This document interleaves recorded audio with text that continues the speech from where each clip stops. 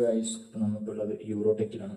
Eurotech എന്ന് പറഞ്ഞാൽ എനിക്കറിയാൻ തോന്നുന്നു മർച്ചൻ്റ് നേവി ഫീൽഡിൽ വർക്ക് ചെയ്യുന്ന കേരളത്തിലുള്ള അത്യാവശ്യം എല്ലാവർക്കും അറിയാൻ തോന്നുന്നു. യൂറോടെക് എനിക്ക് തോന്നുന്നു ആകെയുള്ളൊരു പ്രൈവറ്റ് സെക്ടർ കോളേജാണ് യൂറോടെക് എന്ന് പറയുന്നത്. അപ്പോൾ ജസ്റ്റ് യൂറോടെക്കിനെ പറ്റി പറയാമെന്ന് വെച്ചു.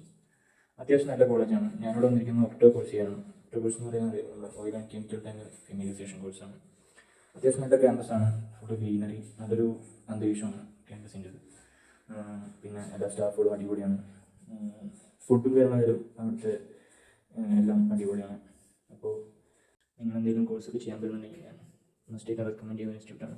പിന്നെ ക്ലാസ്സും കാര്യങ്ങളും എന്താണോ ഞങ്ങൾക്ക് കിട്ടിയ ക്ലാസ്സൊന്നും ഈസി ഇല്ല.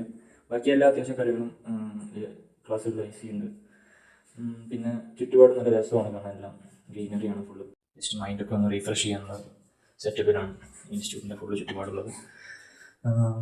പിന്നെ ഇവിടെ എല്ലാവരും പറഞ്ഞു കേട്ടിട്ടുള്ളൊരു കംപ്ലൈൻ്റ് ആണ്, നമ്മൾ പാസ് ഔട്ട് ആവാൻ ചാൻസൊക്കെ ഭയങ്കര കുറവാണ്. ഇവിടെ ഭയങ്കര ടഫാണ് എക്സാമിനേഷൻ കാര്യങ്ങളൊക്കെ. പറഞ്ഞ ശരിയാണ്, എക്സാം കാര്യങ്ങളൊക്കെ ടഫായിരിക്കും. അതിപ്പോൾ എല്ലാ ഇതിലും കോഴ്സുകളിലും ടഫാണ് എക്സാം കാര്യങ്ങളൊക്കെ.